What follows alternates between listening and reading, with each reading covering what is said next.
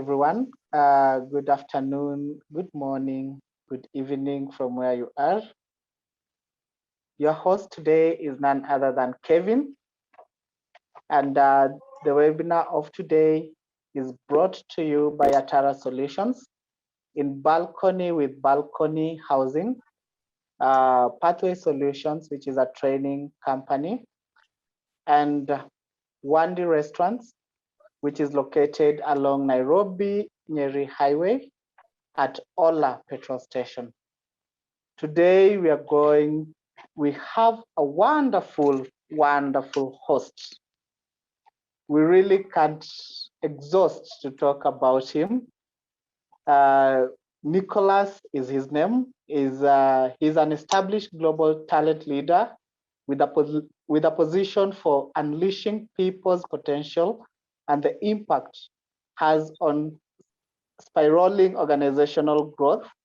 His experience in implementing innovative strategies for finding top talent sectors while leading teams in challenging and fast-paced environments.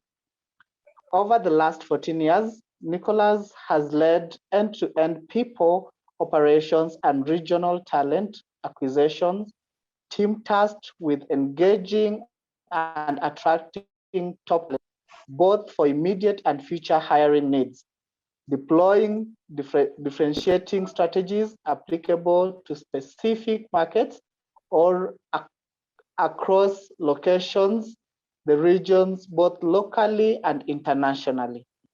Currently, Nicholas leads the global people and talent strategy at Living Goods, partnering with the business to champion workforce planning, employer branding, capability development, and succession coverage for critical roles by mapping out interventions for talent gaps, both internationally and externally across the sector. He spends his free time as a career coach and a business advisor, working with young entrepreneurs and change makers under Greenhorn Mentorship, Ashok East Africa Foundation and Fuzu platforms. He possesses a bachelor degree in philosophy, first-class honors. I leave that so that he can expound on it. And postgraduate diploma, human resource management, IHRM membership, and former committee member at the CHRM Alumni Association and board member at Zindu Career Africa. Mr. Nick, I really can't exhaust talking about you. And today's topic is really, I wonder if we are going to exhaust it actually within the limited time of 8 to 9 that we normally have this webinar. Karibu Nick, please tell us more about yourself and what you have for us today. Great, thank you so much, Kevin. Thanks, Atara Solutions, Grace. Really glad to be here today, this evening, this morning, for our colleagues in the diaspora who are joining us. So really pleased to be here. Looking forward to to learn and share knowledge, as we try and unpack this interesting perspective. I need to say more. I mean, Kevin, you said it all. So I'm really just a talent enthusiast, and these are the things I enjoy most. Talking to people like yourselves, joining us today, and also really looking forward to to learn as much as possible, share, interact. So please keep yourselves engaged at the edge of your seats. There's a lot we want to try and share with you. Really keen to see what the future of work unfolds, how it unfolds, and of course where else can this be apart from this platform. So looking forward to it, Kevin, and welcome everybody. Thank you so much, Nick. Today's topic, as I've mentioned, is one of a kind. Repurposing for the for the great talent reshuffle. Nick, what do you have for us on this specific topic? To our to our viewers, wherever you are, kindly feel free to ask any questions as we are going on. Our partners are also encouraged to comment wherever they feel like, so that we can always ask as we go. Nick, over to you. Great. So I'm going to share my screen. A few slides I'll talk through. Really just starting by mentioning that one of my favorite quotes is, if you want to lift yourself up, try and lift up someone else. And this is something that I take a lot of pride in. Even as we come along to share some of these insights, have a conversation on some of these topical areas that are really people-centric.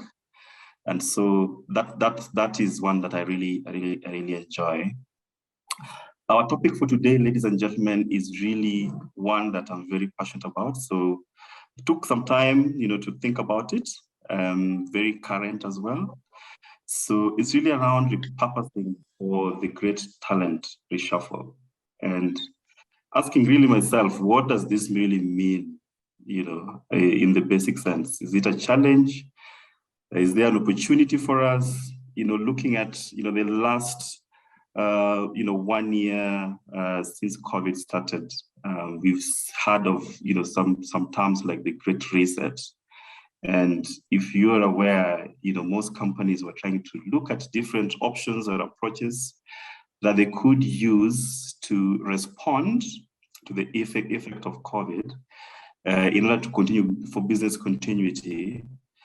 In most cases, there were a number of options, but one thing that really kept top of mind was really the priority on well-being and the priority around, safety for our employees. So coming, slightly post-COVID, we are now seeing, a very interesting trend. So some people call it the Great Resignation, where you realize that there are a couple of people are now changing jobs more, much faster than ever before in the history of work.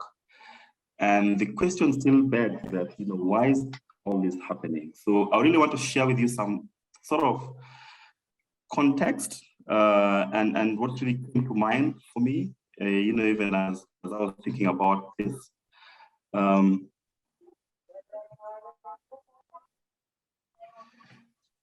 So, looking at the trend today, I happened to come across this research done by, Microsoft this last year. And the Work Trend Index found that, 41% of the global workforce is considering leaving their employer this year due to burnout and a lack of workforce flexibility. Now, so most of the industry experts are calling this the Great Reshuffle, so, and going further into that research finding, we are seeing on LinkedIn quite a lot of movements by 54% year over year. The Gen Z have currently, moved into the workforce, and up to 80% year over year, with millennials not far behind at 50%. So we are seeing the millennials, sort of giving space to the Gen Z to take up, more mid-level management roles, even, as close as 3 years into the workspace. Now, the global pandemic has also forced people to look at what they really want out of life. And to really be honest, last year, the last 18 months wasn't the easiest of periods for many people, both employees and employers. And when the Great Reset checked in, most employers had to really adjust how they engage their teams. And so we saw, a lot of people lose their jobs because then companies were trying to, to cut back and stay afloat. A couple of them were trying to reimagine how they do business in order to be sustainable for the long term beyond the COVID. And so it was a very stressful time.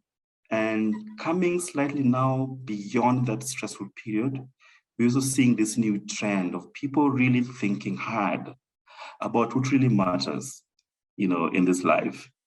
Is it just work? Is it just pay? Is it just, going to the office every morning? Or what is it that really matters? So some of these things are the, big questions that we're really trying to see how best to unravel. So looking at LinkedIn's economic graph, and one of the largest platforms we have on this professional networking, is that more employees than ever are changing careers and employers. And I don't know if you guys have seen this, that we are seeing a lot more postings these days, and they're being very, very specific. So either the role is remote or it's a hybrid. So they're being very, very specific on how that job can be done and where it can be done, and really just coming out of the Great Reset now in moving into the Great Reshuffle. And then moving forward, come across some real critical questions, from a recent research by LinkedIn as well. And this really just moves around the 5 W's. Basic questions, where do I want to work? What do I want to do? Who do I want to work with? Yeah, and when is the best time for me to work? Why am I working? So some real basic but very critical questions that in most cases, you would see them as most employers would probably traditionally see this as really a non-issue. But where do I want to work really matters now, because I would be sitting here doing a global role, but I'm based in Kenya, but then my scope cuts across, different nationalities, cultures, different geographies, but I'm still able to deliver my work conveniently without disrupting my life, my family, and the things I really care about. Yeah.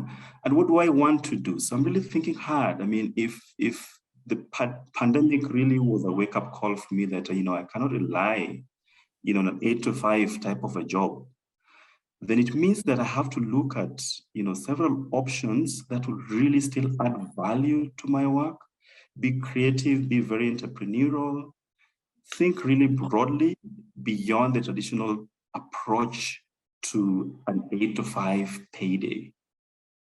Yeah. Who do I want to work with? So yes, so employees have really become very discerning of the type of employer they would want to work with or partner with. So it's not just a matter of, hey, I'm desperate for work and anything can do. No. So it's more of, does this really align to what I care about? What's the culture like? How do they treat their people? What's their EVP, their employee value proposition? Is it known in the market? What's their reputation over the couple of years they've been in existence in this market? So a couple of critical questions. When is the best time for me to work? So if for myself, I'm very, I work best, towards the first half of the day, and I have an employer who does not, probably want to recognize that, then that becomes a real concern for me, because if it's early in the morning, my productivity is quite low, and I have option to do it much better later in the day. So some of those questions, why am I working? Now, the purpose question is now coming here.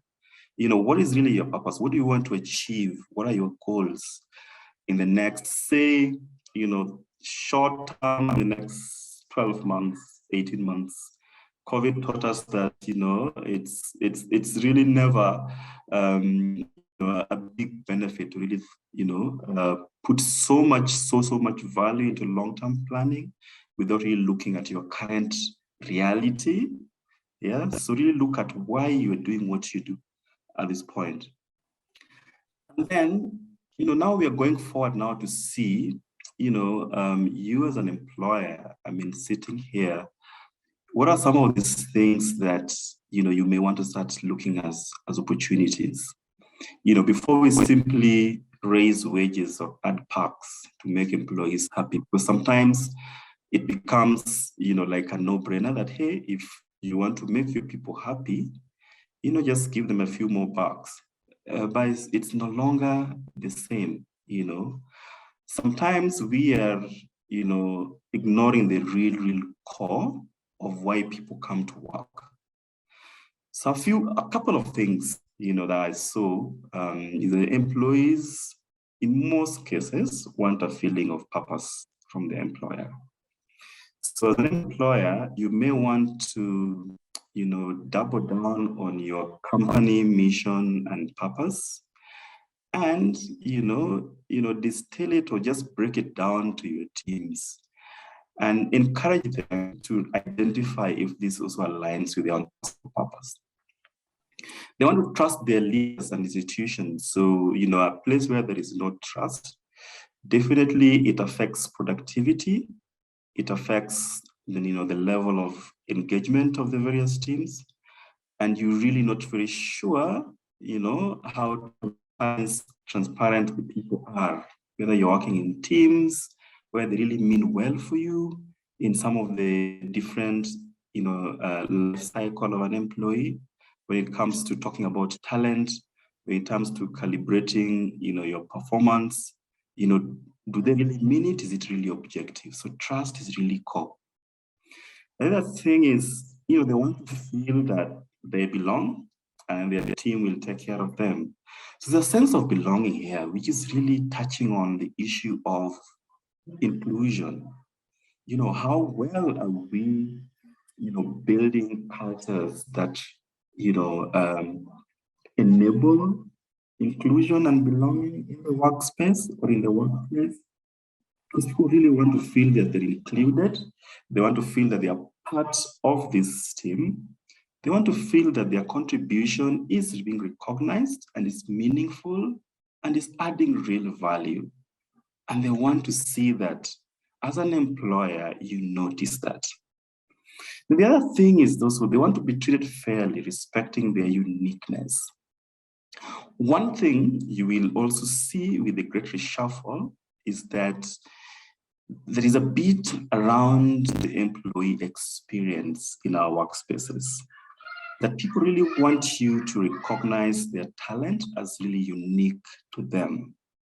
So do not overgeneralize, but, understand your people, understand their strengths, understand their motives, understand why they do what they do, and see how best to support them as an employer beyond just, getting them to do the tasks that you want them to do. So treated fairly is one thing that, we need to pay attention to. And finally, they want to see that the company is investing in their pay. It's very important, their growth and advancement. So in the majority of the cases, when you see people leaving, it's, due to one thing or another. But one of the core areas or the key reasons is, people always cite lack of progress, lack of growth, and feeling really excluded from the team, and they feel like outsiders. So you want to pay attention to some of these very silent areas that in most cases would escape us as employers. And then now moving on, we want to try and ask ourselves, even as companies today represented here, where are we, and where are we going wrong? And so, I looked at, a very recent study. I think this was done 3 months ago by Josh Basin Company study. Josh is a global industry analyst, and he's really reputed for, helping companies deploy employee experience, technologies, platforms, that supports their engagement with their teams. So he came up with a very simple model. It's calling the Employee Experience Maturity Assessment. And when this study was done, and according to the analysis of the responses for all the participating companies, we realized that only 20% of these companies represented in the survey were at level 4. Now, if you see this, level 1 is really at the lowest when it comes to, the maturity with their employee experience. Now, what does this mean? So 32% of the companies surveyed were at transactional efficiency, which means they only focused and cared about, the core of the task being done. So you come to work, do your thing, go home. Come to work, do your thing, go home. Do not ask so many questions. We are paying you at the end of the month, and this is really what we care about.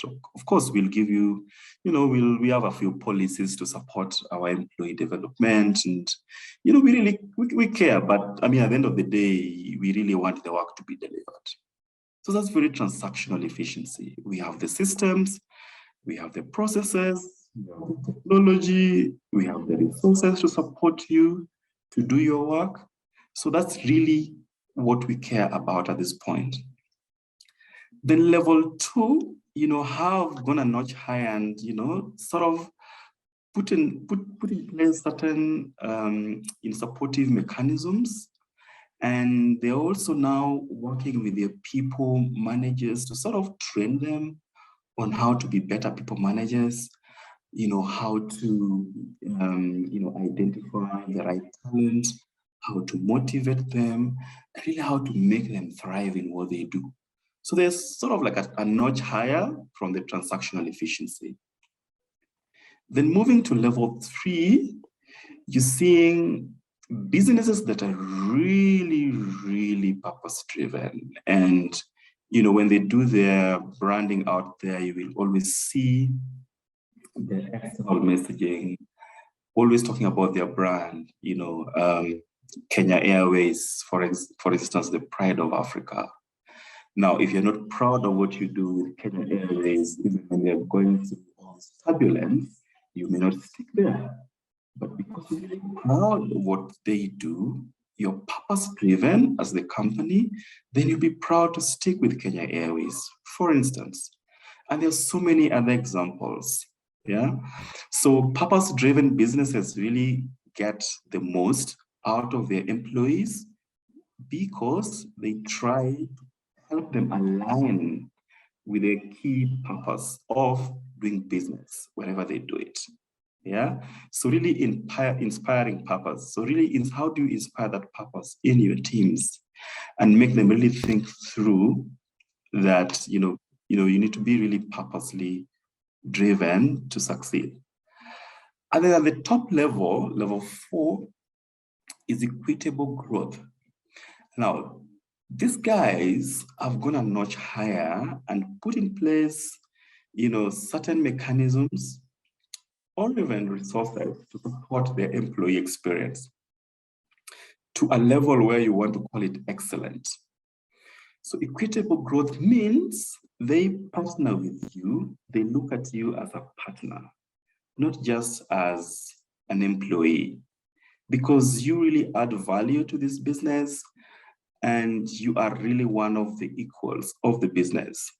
And so they've put in place measures, they've put in place the environment, they make sure that you are really on top of your game to be fully productive. And that's only 20%, so you can imagine where we are. Now, I mean, it's not all doom and gloom. The Josh company partnered recently with Microsoft and they've come up with an employee experience maturity assessment tool.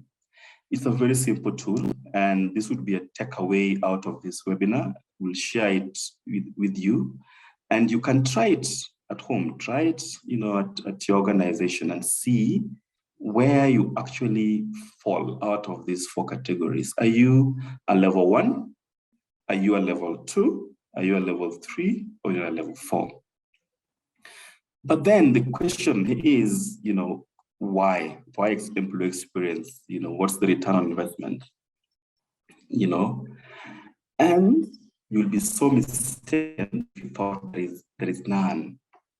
So there are 3 core areas that good practices around employee experience can drive significant impact for business, for people and innovation in your organization. And one thing for sure is that companies that leverage the right employee experience strategies when it comes to business outcomes, more likely, 2.4 times more likely to delight their customers. They are 2.2 more likely to exceed their financial targets.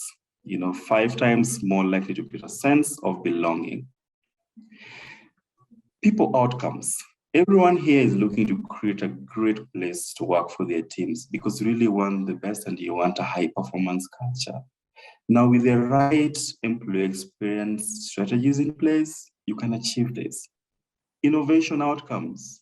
You're looking at opportunities to really upscale your innovation, get your teams to really help you produce excellent results, by adapting to the new changes, by being creative to enable you emerge stronger, even as we are getting out of the Great Reset from the COVID period. Yeah.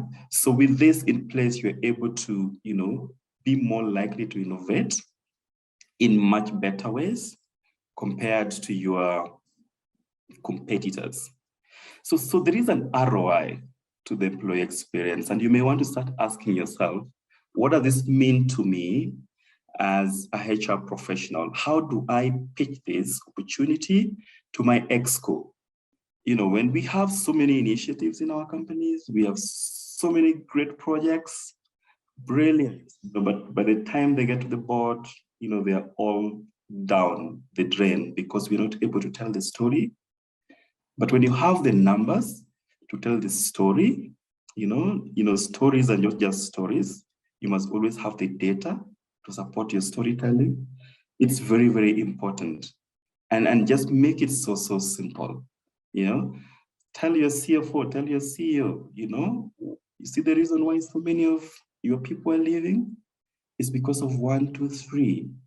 And this new initiative will ensure that our customers are much better supported, our teams are more motivated, more engaged, and then we'll derive the greatest value of our business and our results.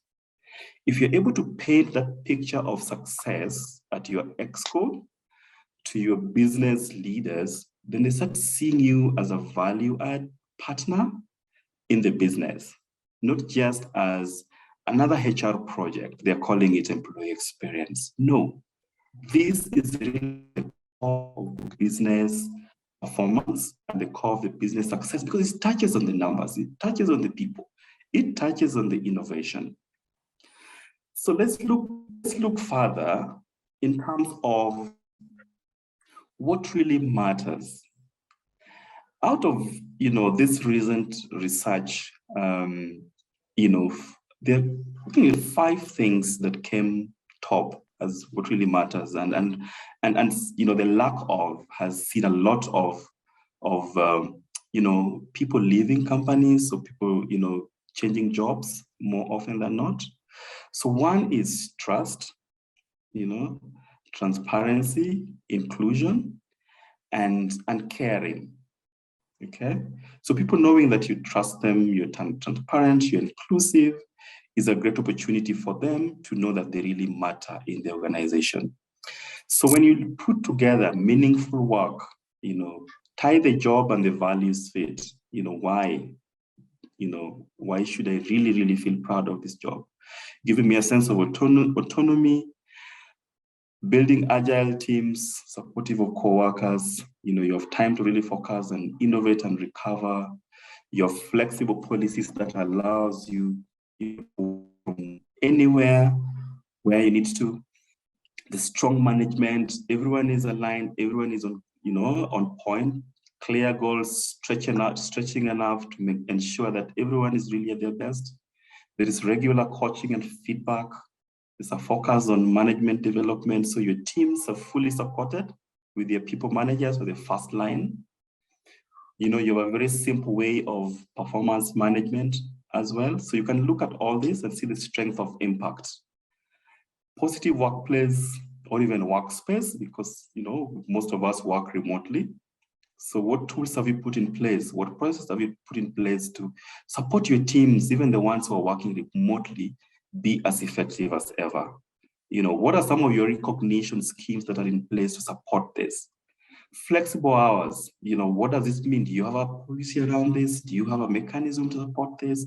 Even for people working in the global markets, to support them in the different time zones?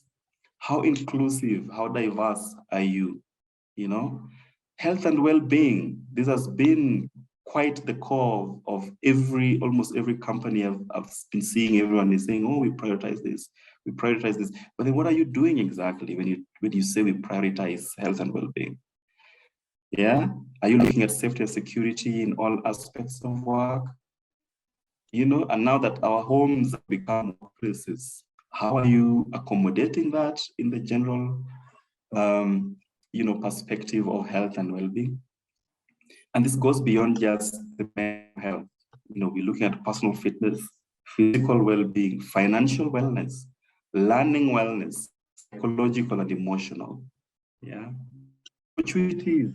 What are we open to facilitate job and mobility for our team? Do we know our emerging talent? What are we doing about them?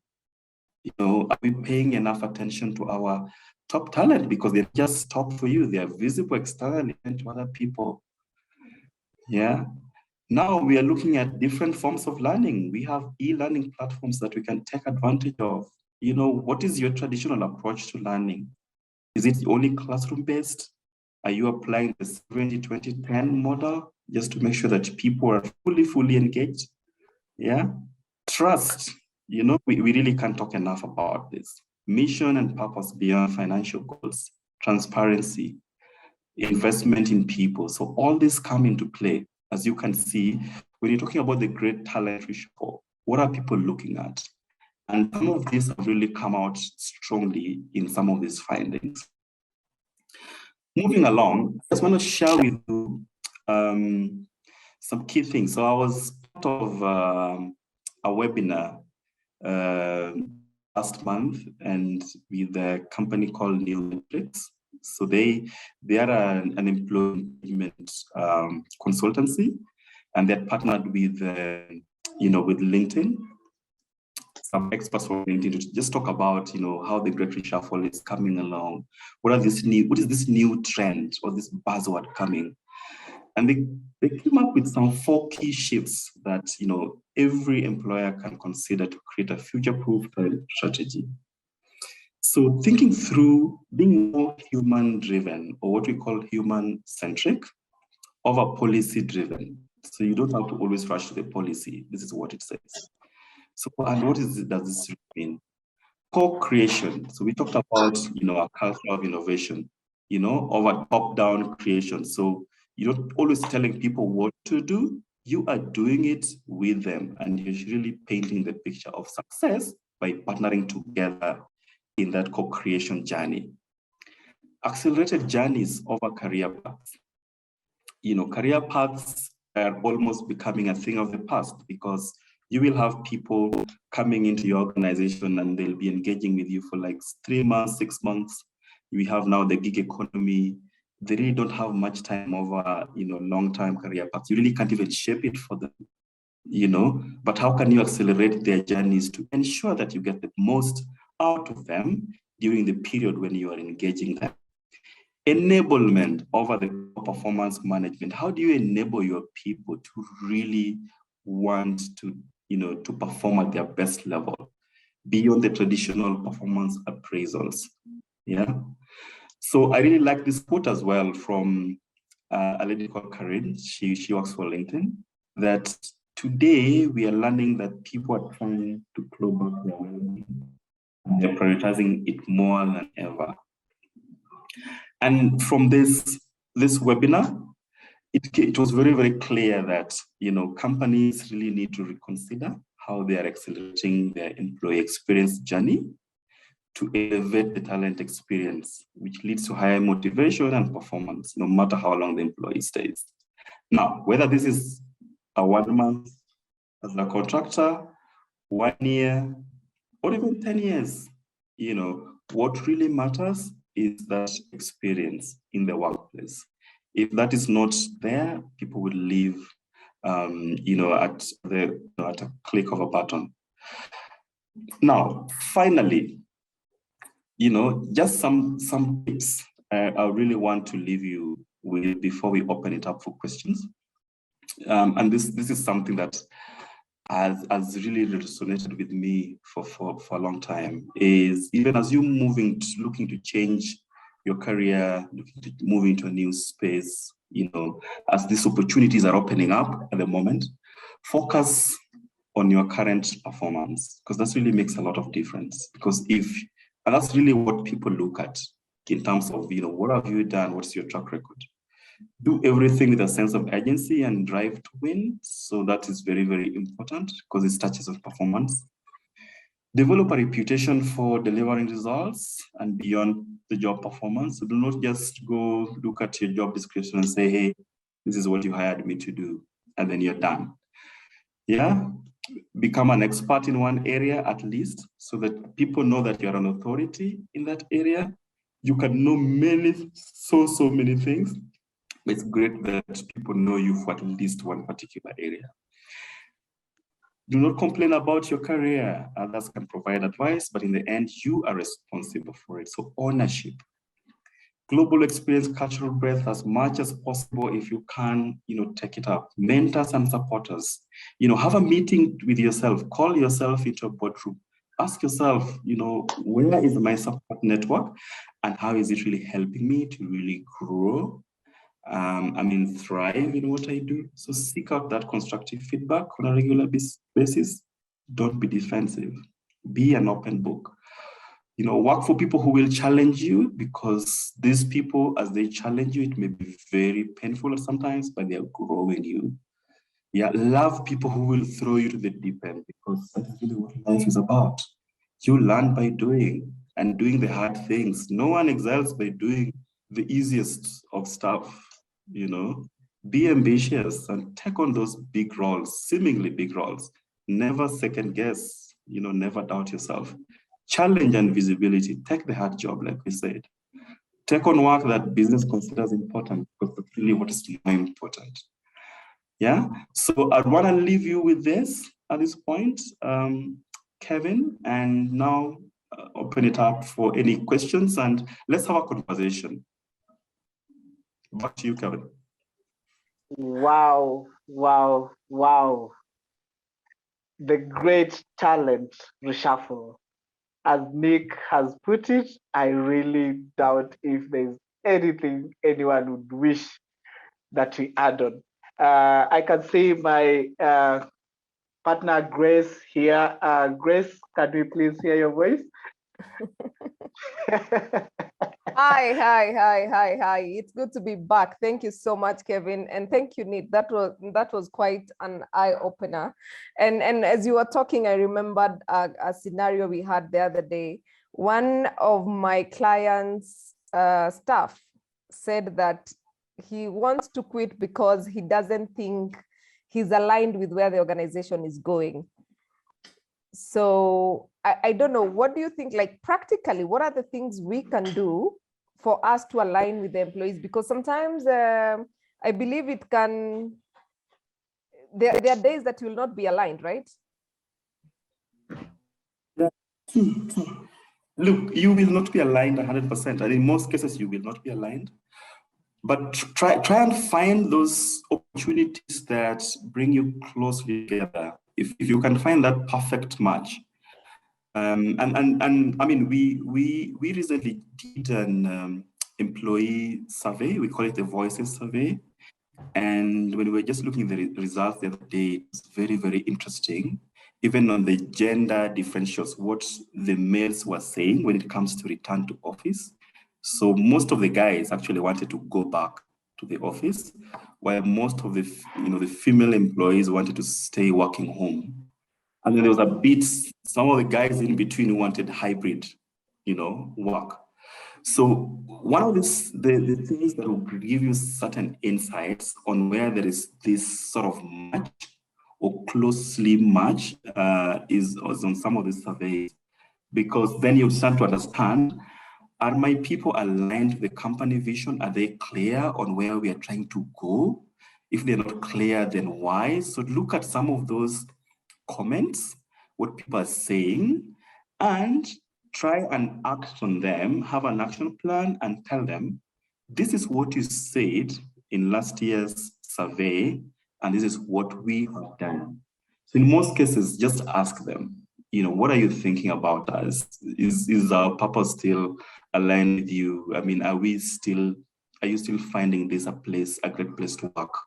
If you're not finding it a great place to work, then what can we do? Tell us what we can do. So please involve them in every stage of the process. If you assume that they like you, you'll be so shocked when they send you the resignation letter. So involve them in every stage of the process. But now, Nick, this is quite interesting because, and let me speak for SMEs because I'm involved with a lot of SMEs. Here you are, you need consistent employees. Here is your wage bill. You're trying to really cut on cost because you're struggling to meet that cost. But then here you are with employees who want to do all these nice things. But then here is your bank that is saying we are not aligned. So what are the simple things that SMEs can do? Because, like, for example, I can point out to you that quite a number of the people who are logged in here don't really work for global organizations or multinationals or stuff like that. Most of them are from SMEs. So what do we do as SMEs to actually create great employee experience, as well as being open to this cost factor? The cost factor is so real that you're so spot on, Grace. The advantage SMEs have is that you have an opportunity to grow together with the team as you build. So as you're growing together as you build, try and work as partners rather than as employees, because you're too small to even get to that level where you have them versus us. So if you're able to capture that at the very, very beginning and get a culture where people really feel they belong. I know certain SMEs, when they are funded by the venture capitalists, some actually even give stake or offers, because in most cases, you're not even able to afford the best talent out there. They're too expensive and you're still growing. Your cost base is really limited. So you really don't want to bust the bank. So you may want to consider certain options of how do you still attract this talent and how do you really make them stick with you? Create a culture of belonging. That culture is very important. I've seen people leave great positions in global companies or join really small firms. But why do they do that? It's because their purpose is so aligned to it. And they're so happy. They're so happy. I'll give you an example of the Twigger, CEO. The guy is top of the Coca-Cola company, Africa. But you can now see how happy he is with the Twigger, business. I mean, giving meaningful support to, agribusiness and farmers, and really give them a platform to really market their produce. And you're wondering why? I mean, you are a top corporate guy. You're now coming down to an SME. What does this really mean to you? It doesn't get better than purpose. And the opportunity you have is, as you growing small, please don't let yourself get to 50, a staff count of 50 before you get that culture on. Otherwise you struggle. Yeah, correct. That's true. That's true. But then we have this, some of the organizations that are being run in our country where, including, probably it's the purpose that's not aligned. We have a situation where nowadays employees are not even giving notice. In fact, Jairus should be here to say the frustrations for recruiters nowadays. And I'm sure, Nick, because you're a recruiter, we are calling people for interviews. They don't show up. They don't communicate that they are not showing up. You give a contract, they don't report to work, and they're not telling you that they're not reporting. I mean, yes. Fine, the employer will do all these things, but what do we do with the current talent in the market? Yeah, no, a great question. And it's still an area that is troubling many people, many employers, because there's a breed of talent here that really don't care about the organization. They don't even care about the brand. They are just looking for the work. And if that work is what they really want to do, it doesn't matter who you are in the market, they'll come for that work. And they really want to engage with you in friendly terms that also looks after their well-being. Now, in most cases, you'll be wondering, I mean, I've given a great offer to this guy and he didn't show up. I've called him for an interview, he didn't show up. And then you certainly get really mad that you're doing your best as an employer to build this capacity to really get people on board, but they're not showing up.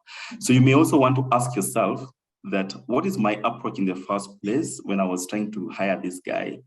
Was I asking the right questions? Did I really exhaust all the options for me to find whether we can match or not? Because sometimes, I've been in panels where we just tell the guy, look, what you're asking for, what you're looking for, let me just advise you for free. I don't think this is the best environment for you. So don't just let me go all the way to make an offer and waste everyone's time and then you don't show up. So please, let's be very clear that this is really what you want. And this is really what will make a big difference for you. If that hunger is not there from the very beginning, when you're starting the recruitment process, you'll get to the very end and you'll be so shocked. So I think get it right, like Atara Solutions from the beginning. True. But I have seen a question. I think it's from David, or did I get the name right? Just let me confirm it's from David. Yes. How do you advise someone who is working as an executive assistant, but her education background is in HR, no experience in HR, and that's her passion? If she has to start HR, she'll have to start from scratch. The salary is good, but that's not her passion. And I'm asking this because I know she probably is on this call. There's a lady who came to my office about 2 weeks back, and she has been working in a bank for 16 years, and she's just had it. And she wants to go into HR, and she's just not found a way in.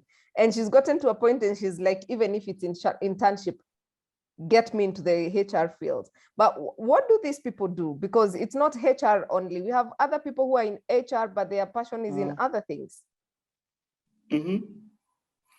Yeah, but it's not just HR only. So we have people who are looking to cross over and make this career change. And I've seen, I think in my working life, I've seen people who have made this successful transition from being admin, exec assistants to HR. So they're very clear, and what they would do in the first case is identify mentors within the HR and maybe come to someone like Grace and say, Grace, I want to job shadow you.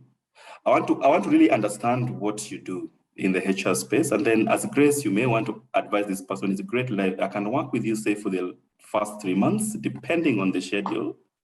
And then I would advise you also to, get into the College of CHRM, get this certificate course, get the CHRP course, so that you can actually get into the real professional mode of a human resource professional.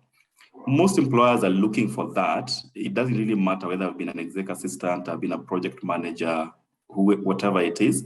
But so long as I am able to show the passion, and in most cases, we would want to start from an internship level. So if someone is really, really, really looking at an opportunity to move into a new career altogether, try and find, what are some of the entry points? Who is in this industry can pair you with to help you learn and guide you? Because sometimes people just admire certain professions because I see Grace is doing a great job. I think I want to be like Grace, but I don't know how to be Grace. So just making that move to identify a sponsor and someone who really believes in my potential and ready to hold my hand. Now, those people are not many who are ready to hold your hand. Now, if you find one, you find gold. So go for them, but also speak up. Go to your HR person, go to whoever it is. Just talk to them and guide me, get me a career coach, align me with someone who can, help me with some tips on how I can cross over to the next career. Okay, excellent. Thank you so much, Nick. But there's a question by Philip Malonza, but let me remind you that this webinar is brought to you by Atara Solutions in partnership with Balcon Housing and Stallion Construction Company. Philip is asking, what about employees who have stagnated on their growth because of their selfish managers? Kindly advise the employee who is working for multinational. Yeah, so if you've stagnated in your growth, I mean, so first thing for me is your growth is your own responsibility. So like I said, in some of the tips I shared, you own your development. In many cases, I know managers have a responsibility for growing their people. But in certain cases and some cultures, they will not be really care much about your own growth. So sometimes you want to ask yourself, what is my plan to move to where I really want to be? What do I have now? What are my gaps? And what do I need to do to get where I need to be? So do your own self-assessment, if you like a SWOT analysis, a SWOT analysis, and ask yourself, what do I need to do to get where I need to be? And then if the manager is not responsive, if the culture is not very helpful, I would say, start thinking of an exit strategy. I mean, we are in the great reshuffle. If it's not aligned to your growth, start thinking about it. Get some advice, get some support, talk to your peers and find out what's the best way to approach this. Talk to your HR person or representative, find out how do I get where I want to be? I'm not really feeling supported. And so that's why I said, take the initiative, do not wait for your manager, to come from somewhere and pat you in the back and say, hey, Grace, I think you need to do this course. I think you need to go attend this seminar. I think this is your development opportunity. Take it by yourself, and then they will feel encouraged to support you. Okay. There's something else I wanted to ask Nick, and I'm gonna put you on the spot on this one. So we have the gig economy. We have people who want to work for a certain number of hours, and then they want to hop on to the next employer, and they want to obviously combine this employment. But here is the employer who feels like their trade secrets will be out. What are the areas, how are we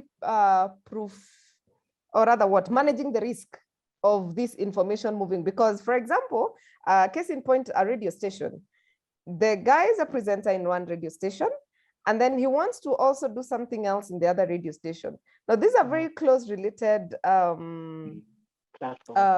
areas, and then the competition, because I mean, you'll end up doing something similar to the previous one, like how do we manage some of these issues that may come up with all right, employers are willing to do the gig economy, they're willing to do the flexi hours, but how do we then protect ourselves? Yeah, so true. That's a live example, because you see, it's one of the gray areas for most HR practitioners right now. I mean, traditionally, we've been very black and white. If it's me, it's me. I've given you a full-time contract, so forget your gig stuff. But now we are faced with this gig reality that people would not only want to take in one space. And it also depends, and you see it a lot in the art industry, especially the creatives.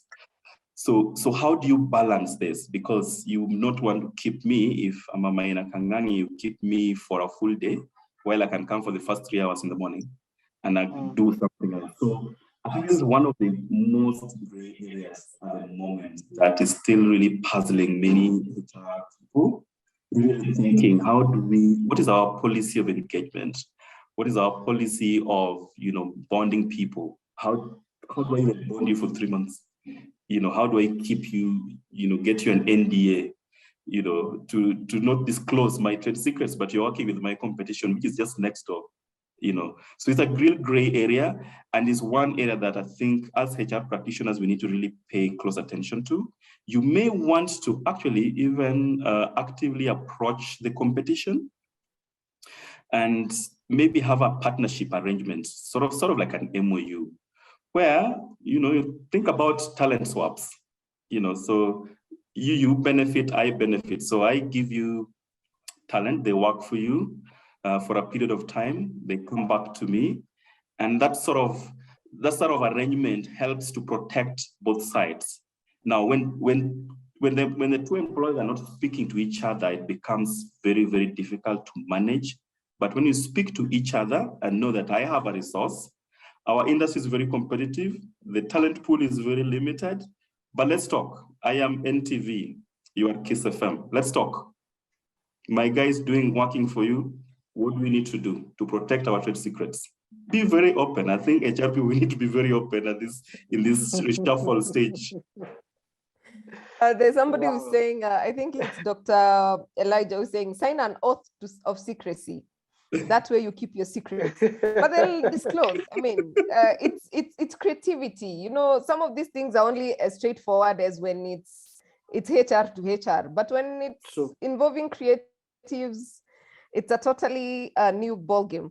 And I can see our time. I have seen a question on Q&A. Let me see.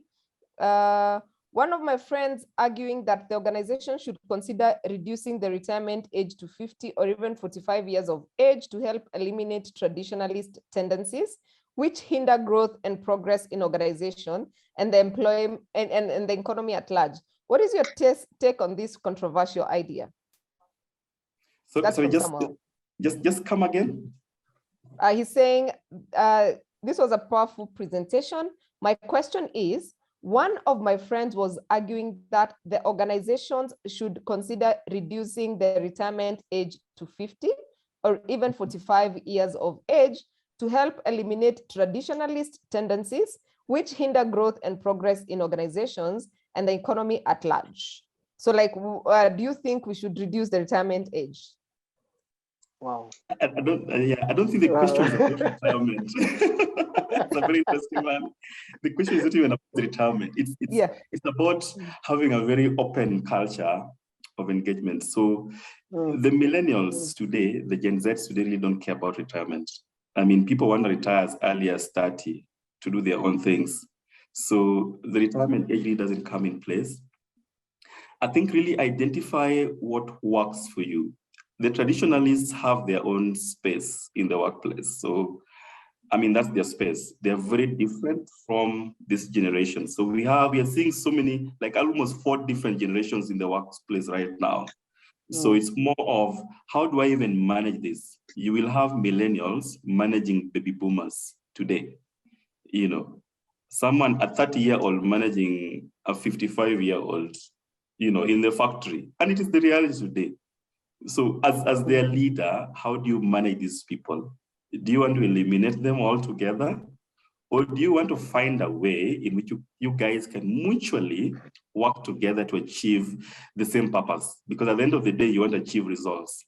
So it's not so much about eliminating. I think find your space, find your niche, and find a balance between the different generations. As a people manager, you know, do not stress that mzee because he's old. I mean, you will get old one day, but try and find a balance that works for both of you. Okay, Nick, there's an interesting question here, which I think will be our last question of this evening. There's a lot of foreign investment into startups, or SMEs as we may call them. What are some of the key HR practices that you advise should be in place for these organizations? And how do they influence scalability or lack of it in the scaling organization? Yeah. Maybe you can give a summary. Yeah, no. So startups, I mean, startups are really mushrooming today. So it's more of at what stage are they? You know, because if I'm a startup and I only have 3 employees, you know, I don't think HR is a big concern for me when I'm starting. I may want to maybe engage a consultant or outsource the services to really see how best I can support my team even as they grow. Because you still want stability. You want to be engaged people, but you still want to be compliant to the day. You want to make sure they remit their taxes, they're paid on time, your payroll is done. Everything is done according to the book. So you may want to consider an expert support on the HR side when you're starting out until you get to a point where you are really a mature startup. say a staff count of 50 and above, then you may want to consider, sort of like a HR in-house, HR support.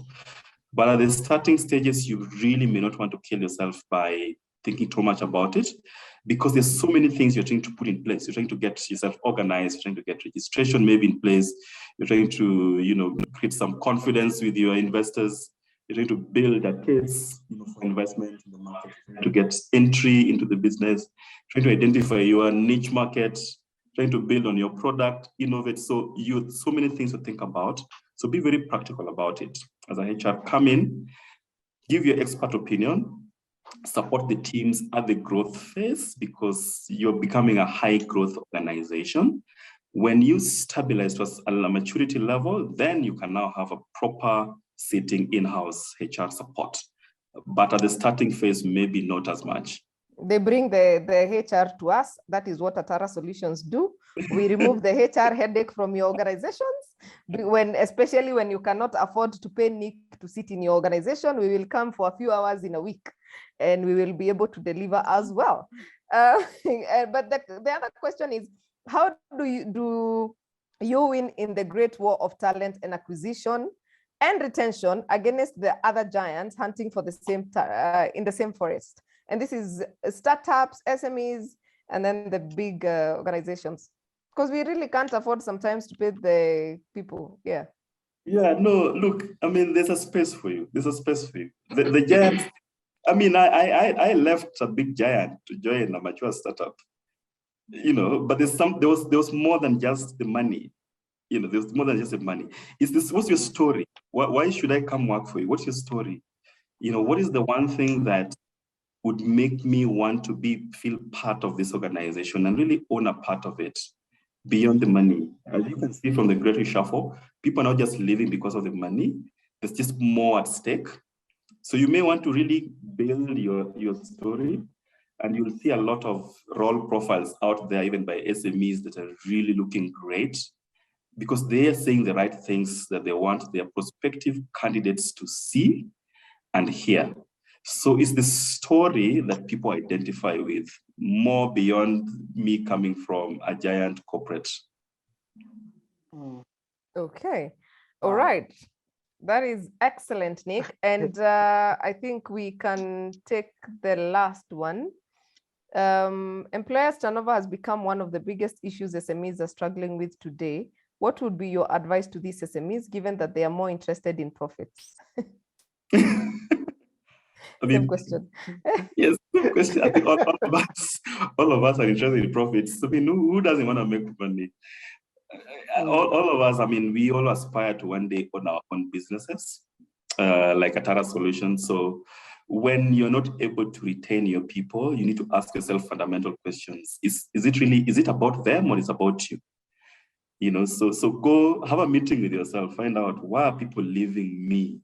Sometimes it could be the personality of the founder, or it could be the way the business is set up, or it could be that the environment is just not enabling. The culture is not speaking to me. I'm not speaking to the culture.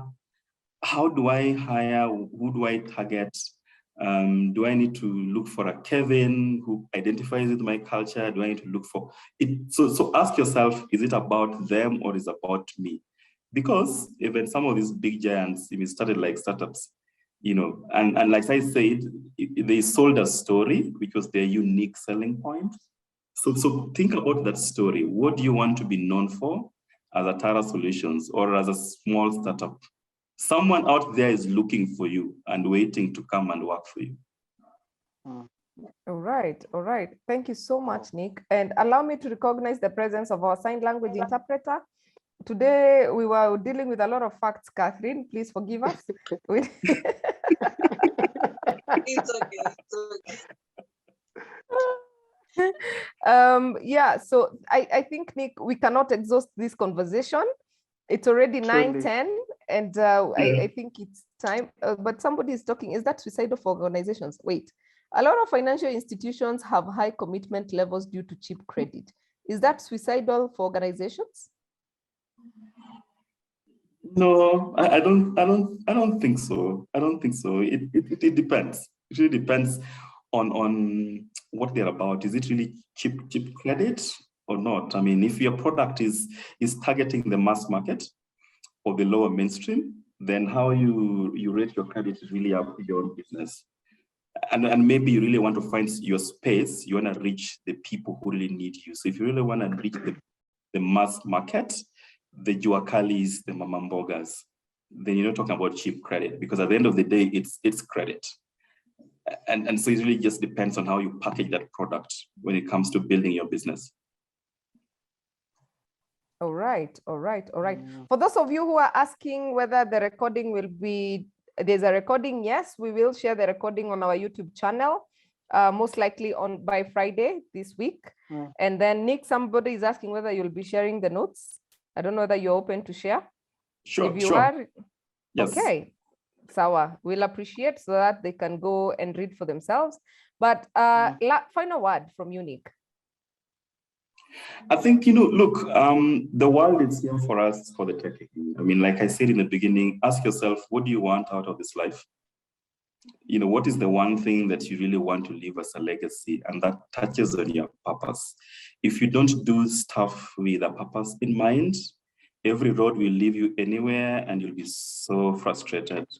So do not just go because you're following the people. Sometimes the road which is hardly taken is the best route. Entrepreneurship is hard. Starting a business is hard. But sometimes the most successful people in the world today have taken that route. Just for you to know that during the COVID period, we registered, I think, the highest number of billionaires. Just for you to know. So go for what you really want to do, and it pays. It pays. So thanks so much, Atara Solutions, for getting it right and bringing us all here today. Thank you so much, Nick. Thank you for agreeing to do this. I remember when we were having the conversation on what are we going to really talk about? Because talent, there's a lot to share in talent and talent management. So, but thank you so much for wonderful insights, for just sharing your knowledge. Wait, I have seen some hands up throughout. Cecilia Kirubo, did you want to speak? Cecilia Kirubo, did you want to speak? Please unmute yourself, Cecilia. Okay. Gerald? Gerard? Okay. And then there's Gideon Kiptui. Gideon, you wanted to contribute something?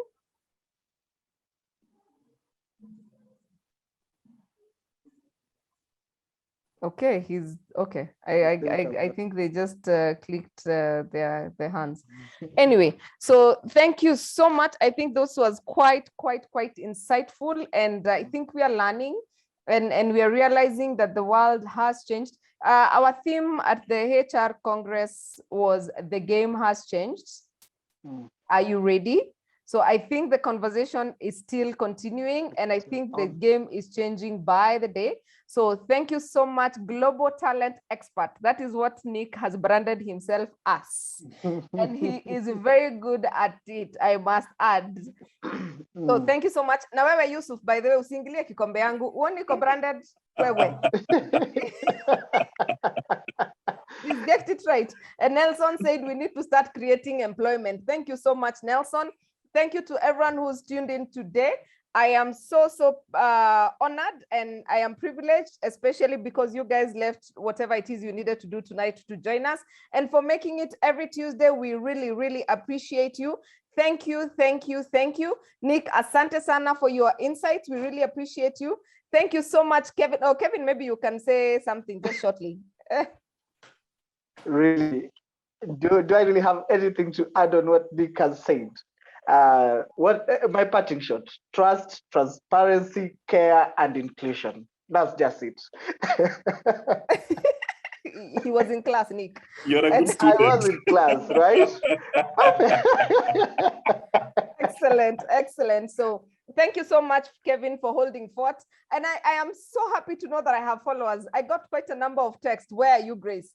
And Grace, where are you? So I had an emergency that I needed to attend to, so I got a bit late. But Kevin was kind enough to hold fort. So thank you so much, Kevin. Thank you so much, Catherine, our sign language interpreter. We really, really appreciate you. Thank you. Keep doing what you're doing. Keep keeping our audience engaged as well. We really, really are grateful. And today we are, may God bless you, to be honest. Thank you so much for your dedication. By the way, she's doing this for free because you all know we don't make money out of this webinar. So everyone here is actually voluntary, and the world is going to be a better place because of the work we are doing. And I believe that with all my heart. So thank you guys. Thank you. It's an honor to have you every Tuesday. See you next week. It's the day after Valentine's. God, I am looking for a person to speak about relationships. We are, by the way, the topic next week, I am torn between two things. One, relationships and money, or two, relationships in the workplace. We can speak about relationship in the workplace, not relationship with money. Nick, what do you think? I mean, we have affairs that start from the workplaces, and the HR says, please, we must declare, and the organization says, none of you must leave. You know, all these things. Yeah. That is what we probably will focus on. Boundaries. Okay, somebody has also suggested relationships and boundaries. We will weigh the three topics and see whether we cover one right now and another one in the future. I mean, we are trendsetters, you know. We are trendsetters and we go with the trend. So don't worry, we got you covered. Thank you so much, Yusuf. I also love my work as well. And thank you. Great information. It's okay. So Nick, you can engage in the chat. Relationships in the workplace is getting work spouse, understanding relationships. She has instrumental since she joined. Okay, we will see which one to cover, but it will definitely be on relationships. And the week after that, we are going to talk about making money. How do we make sure that our Facebook pages, our marketing strategies are actually bringing money into the business? Hey, season 3, my friend. No. Join the club. Hey. Season 3 is lit, my friend. Season 3 is lit. So we will let you know about the topic for next Tuesday, but it's going to be definitely something to do with relationships in line with Valentine's Day.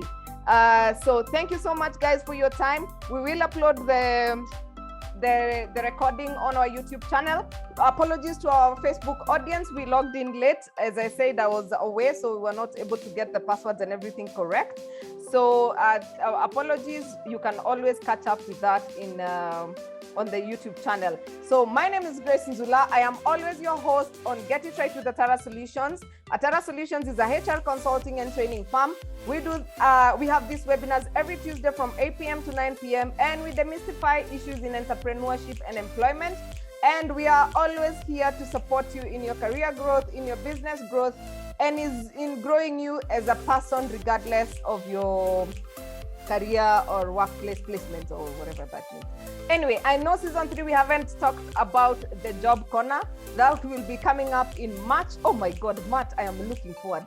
We have the likes of Dr. Oginde coming on board. Oh my God. Season 3, what a two. So thank you so much, guys.